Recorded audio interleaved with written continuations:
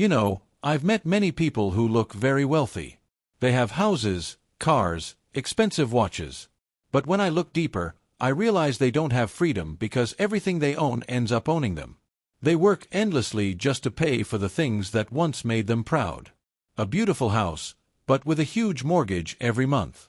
A luxury car, but the maintenance costs keep them up at night.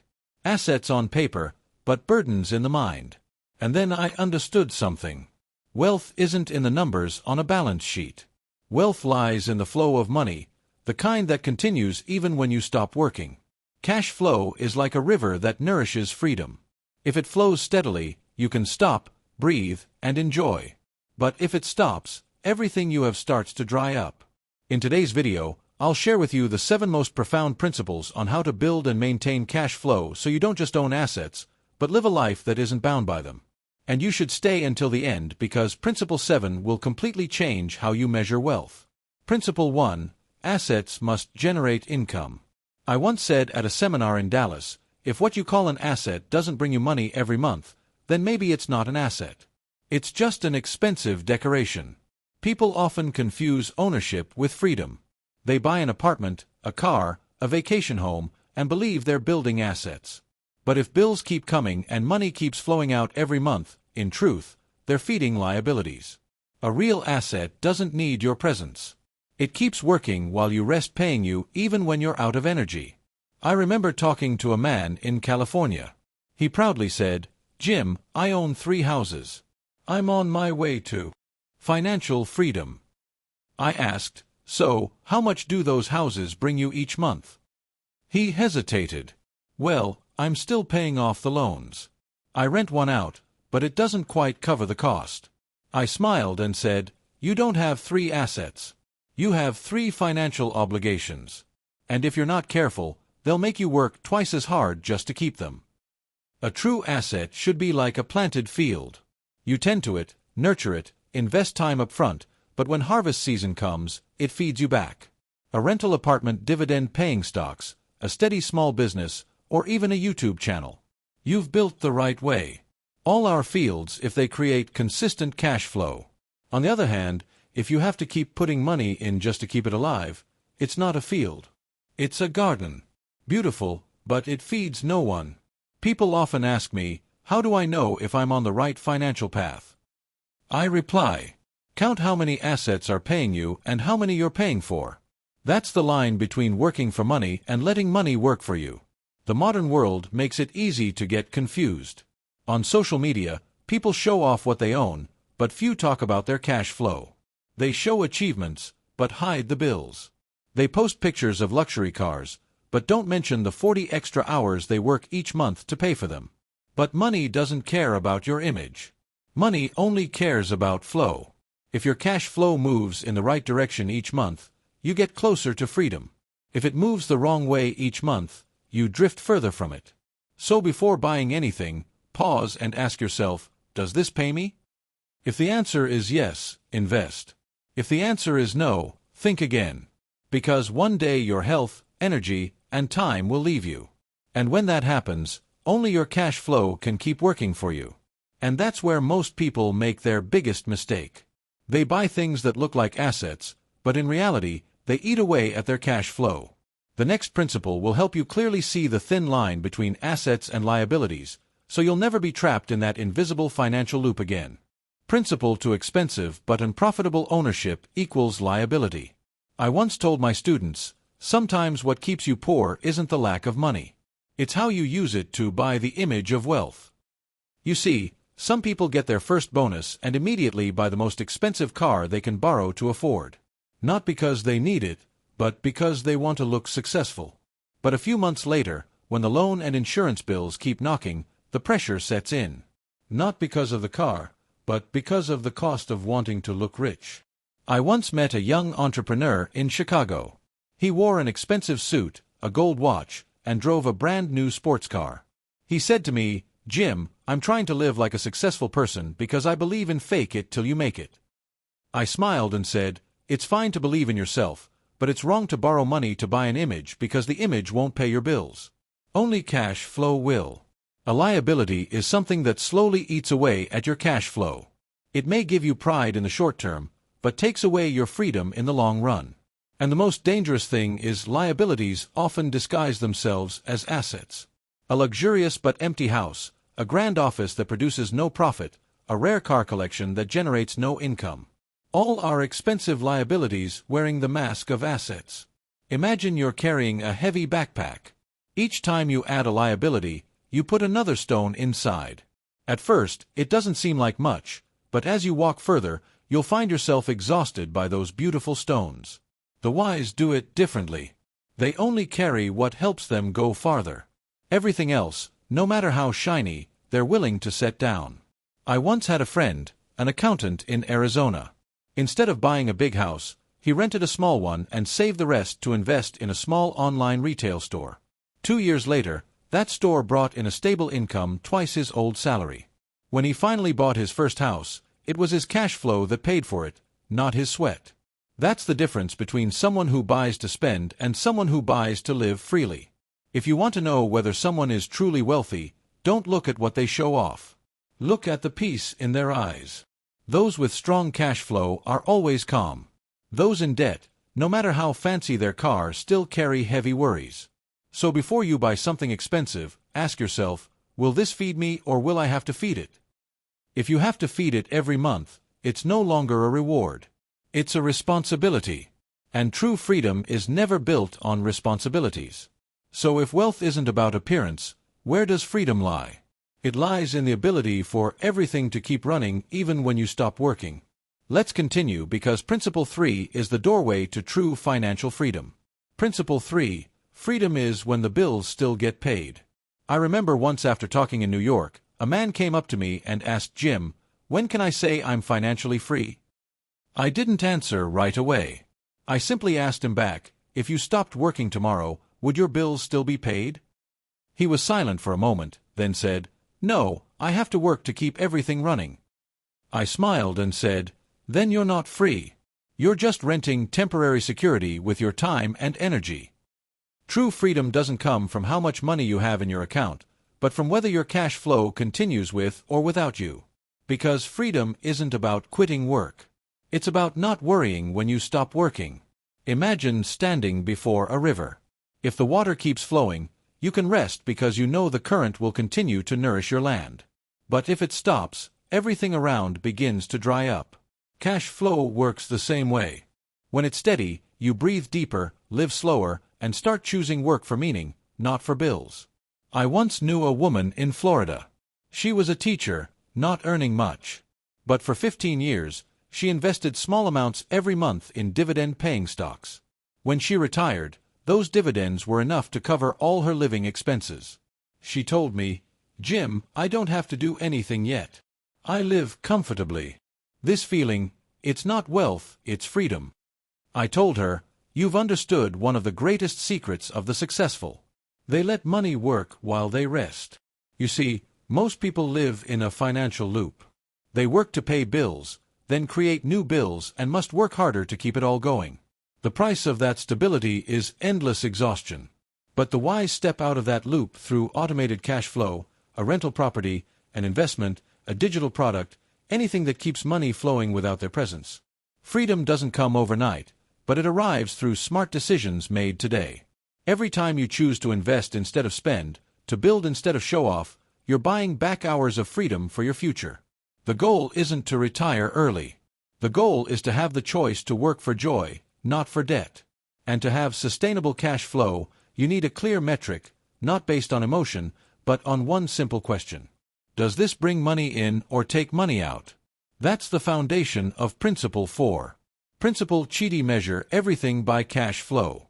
One of the simplest yet most powerful habits of the wealthy is that they measure everything by cash flow, not by emotion. When others say, "This looks amazing.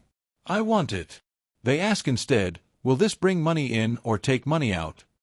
That simple question is the wall separating the financially smart from the perpetually broke. I once met a young couple in Texas. They earned good money, but every month their account was nearly empty. I asked, "Do you track your cash flow?" The husband laughed and said, "No, Jim, we don't need to. We feel like we're spending reasonably." I replied, Feelings aren't a strategy. If you don't track your cash flow will track you and you won't like the result. 3 months later, they came back and said, only when we started tracking every expense did we realize we were feeding liabilities every single day without knowing it. Financially intelligent people see everything as a stream. Every decision, spending, investing, or entertainment affects the direction of that flow. If you direct it toward profit, you're building a river that feeds freedom. If you direct it toward instant gratification, you're letting it leak into the sea of loss. I often tell my students, every time you hold money in your hand, imagine it as a soldier. Where will you send them to the battlefield to bring back profit or to vanish in the smoke of consumption? Money is never neutral. It's always moving, either working for you or leaving you to work for someone else. A businessman friend of mine in Los Angeles has a strange habit. Before spending on anything, he writes 2 columns on paper cash inflow and cash outflow. If the expense doesn't belong in the inflow column, he delays it for 30 days. And most of those I must buy now items after 30 days disappear from the list. He told me, Jim, the difference between desire and true value only takes 30 days to reveal. People without financial discipline make decisions based on today's emotions. Free people make decisions based on tomorrow's cash flow. A new phone may excite you for a week, but a good investment can give you peace for a lifetime. Start with the smallest things. Before you buy, ask yourself 3 questions. 1. Does this help me earn more income too, Waddy? Does it save me time 31? Or is it just to impress others? If all 3 answers are no, then you've just found a reason to keep your money. Because money is like energy, it only stays with those who know how to direct it wisely. Don't buy things that make you look rich. Buy things that make you truly free. And once you've learned to measure everything by cash flow, you'll begin to see something deeper. Most people aren't poor because they lack money. They're poor because they're trying to maintain the image of being rich. Principle 5 will be the mirror that shows you that truth more clearly than ever. Principle 5. Don't chase the image of wealth. I once said during a training session, there are 2 kinds of rich people. Those who are truly wealthy and those who try to look wealthy. Both have the same goal, to feel confident and respected. But only one of them sleeps peacefully at night. We live in an era where image has become the measure of value. You don't need to be successful. You just need to look successful. A single photo on social media can make others believe you're living the dream. But in reality, the bills are still there and the worries never rest. I'm not against enjoyment. I'm against turning yourself into a prisoner of impressions. I remember a friend named David, a young entrepreneur in California. When his company first became profitable, he immediately bought a supercar, moved into a luxury apartment, and posted every success moment online. But just 18 months later, when his business cash flow slowed, he had to sell almost everything to pay off his debts. When I met him again, he said, "Jim, I didn't lose money. I lost freedom. Because I was trying to prove to the world something I hadn't yet understood myself." I smiled and said, "David, that's not wrong. You just forgot that wealth isn't meant to be shown. Wealth is what gives you peace of mind. Flashiness can get you attention, but only cash flow earns you real respect. Because the truly wealthy don't need to prove anything, they let their freedom speak for them."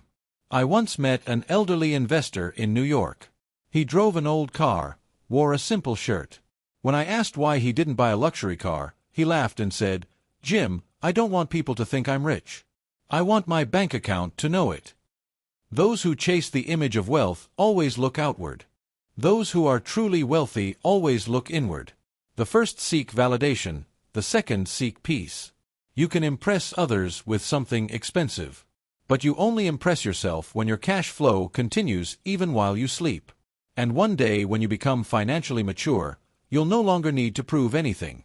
Because you'll understand that peace of mind is the most luxurious form of freedom. Don't let others see that you're rich. Let your life prove it.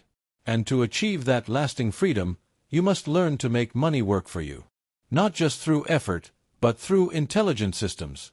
The next principle will help you understand how to make money keep flowing even when you rest. Principle 6. Money must work while you sleep. I once said in a keynote speech, "If you don't find a way to make money while you sleep, you'll work until you die." That line made the whole room fall silent. Not because it was poetic, but because everyone knew it's the hardest truth in personal finance. Most people are taught to make more money, work harder. But the wise understand to gain more freedom, make your money work harder than you do. There are two kinds of work in this world. One knee, the kind that requires your presence. Two-way knee, the kind that earns income even when you're absent. You truly cross over into freedom when most of your income comes from the second type. I remember a former student named Mark from Phoenix. He was a technician working over 10 hours a day. One day he said to me, "Jim, I work so hard, but it feels like I'm running on a treadmill. The harder I try, the less I move forward." I asked Mark, "Does your money work while you sleep?" He laughed, embarrassed. "No, it just sits in my account and loses value over time," I said. "Then you're letting your money rest while you exhaust yourself. Money is the most loyal employee you'll ever have. It doesn't need breaks, doesn't complain, doesn't ask for a raise, but only when you train it properly will it work for you." Training your money means turning it into investment capital, not just expenses. Putting it into income-generating assets, not decorations. Using it to build systems, not satisfy impulses. I've often compared money to a small army. If you let it sit idle, it weakens. But if you send it into the market to serve missions, it comes back with spoils of war called profits. The rich don't work harder than you. They just have more armies of money fighting for them. Ask yourself, how many of my income sources would still exist if I stopped working today? If the answer is not many, then it's time to start building systems, even small ones. A YouTube channel, a digital product, a dividend investment, or even a simple compound interest savings account. They're all seeds like planting trees. You won't see results immediately, but over time, each drop of profit will grow into a forest of cash flow that sustains you forever. Work hard so that one day you can wake up and realize money is working for you even as you enjoy the sunrise. And once your money starts working for you, don't forget the most important truth. Cash flow is the heartbeat of financial freedom. If you don't track it, you may look rich on paper but be poor in reality. Principle 7 will be the final mirror that helps you see that truth clearly. Principle 7, cash flow is your financial health, not your reputation. A doctor can look at a heartbeat to measure physical health. A financially intelligent person looks at their cash flow to measure the health of their life. Because cash flow doesn't lie. It doesn't care about fame, status, or likes on social media. It reflects only one truth. Are you truly living free or just living in the illusion of wealth? I once met a man in San Francisco. He was a business owner, lived in a $1 million home, drove a luxury car. Everyone admired him. But when we sat down, he quietly said, "Jim, I'm afraid that if I stop working for just 1 month, everything will fall apart." He had reputation, but not financial health. Because every month his cash outflow was greater than his inflow. And like a body without blood, his life was running purely on fear. Cash flow is the bloodstream of freedom. If it stops flowing, freedom stops breathing. If it flows in the wrong direction, you'll feel exhausted even if you appear successful. I often tell my students, don't just check your bank account, check your cash flow pulse. Each month, ask yourself, is my cash flow nourishing me or draining me? Am I working for money or is money working for me? Can I live peacefully if I stop working for a while? Those simple questions, if you can answer them honestly, will tell you whether you're financially healthy or not. I once met an elderly woman in Seattle. She lived simply quietly, and no one knew she was a millionaire. I asked her secret. She smiled and said, "Jim, I don't measure wealth by compliments. I measure it by how many days I can live comfortably without working." She wasn't famous, but she was free. Few people knew her, but every dollar she owned knew exactly what it was supposed to do. Reputation can make others admire you. But steady cash flow lets you sleep peacefully. Because when you know every bill is paid, every expense covered, you'll feel lighter than any achievement could ever make you. That's true financial health. A quiet peace where money becomes a tool, not a burden. Wealth isn't about how much you have. It's about how much you need to feel at peace. If your cash flow supports that peace, you're already rich, whether the world knows it or not. And that's the essence of this entire journey. It's not about owning more. It's about understanding your cash flow and making it serve your freedom.